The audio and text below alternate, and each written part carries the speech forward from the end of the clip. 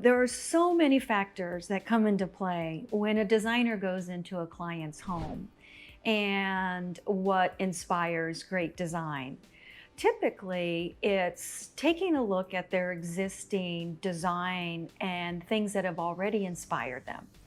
I personally like to maintain a client's flow. So if they have a traditional theme going, I don't want to create something that really stands too far out from that, like a very modern style bathroom or kitchen.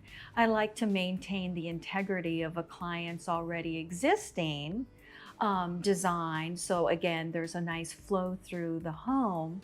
However, bringing it a little bit more up to date to inspire them to maybe look at doing some of the other areas in their home to actually help them with resale value.